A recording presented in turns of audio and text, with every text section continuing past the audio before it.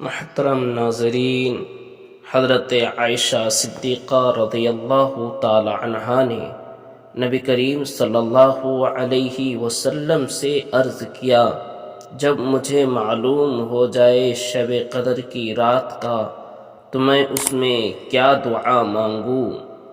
اللہ کے نبی علیہ السلام نے ارشاد فرمایا، اللہم انک عفو تحب العفو فاعف عنی۔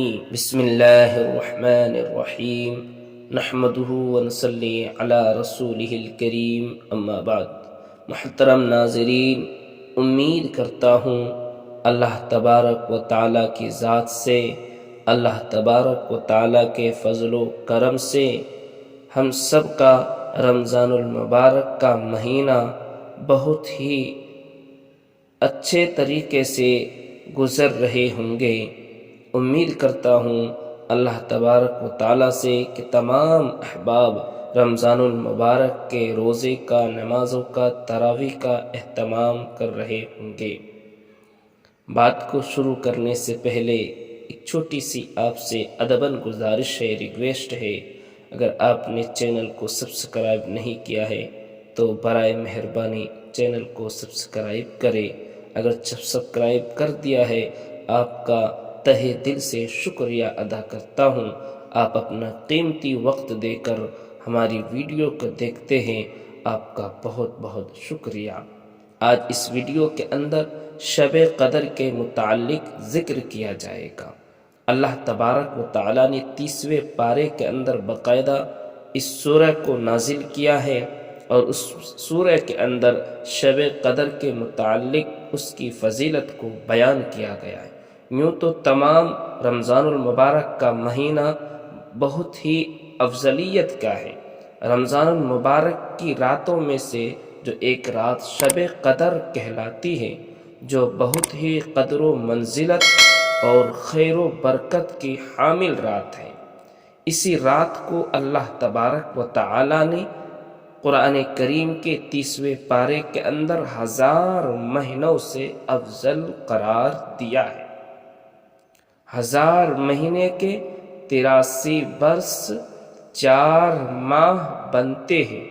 گویا جس شخص نے، جس انسان نے، جس آدمی نے یہ ایک رات عبادت میں گزار دی، اس نے 83 برس 4 ماہ کا زمانہ عبادت میں گزار دیا، اور 83 برس کا زمانہ کم از کم ہے، کیونکہ قرآن کریم کے اندر اللہ تبارک و تعالیٰ نے خیر من الف شہر کہہ کر اس امر کی طرف اشارہ فرمایا گیا۔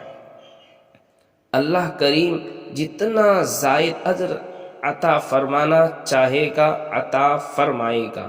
اس اجر کا اندازہ انسان کے بس سے باہر ہے۔ امام زہری رحمۃ اللہ علیہ فرماتے ہیں کہ قدر کا معنی مرتبے کے ہے، چونکہ یہ رات باقی راتوں کے مقابلے میں شرف و مرتبے کے لحاظ سے بلند ہے، اس لیے اسے لیلۃ القدر کہا جاتا ہے۔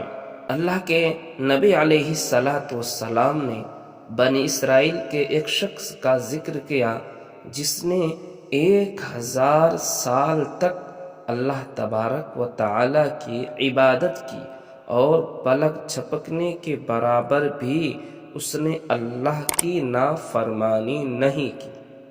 جب اللہ کے نبی علیہ السلام نے دیکھا ان کی عمریں اتنی ہیں اور عبادت بھی اتنی زیادہ، تو اللہ کے نبی علیہ السلام نے صحابہ کرام کے سامنے جب اس کا ذکر کیا تو صحابہ کرام حیرت میں پڑ گئے، تعجب میں پڑ گئے۔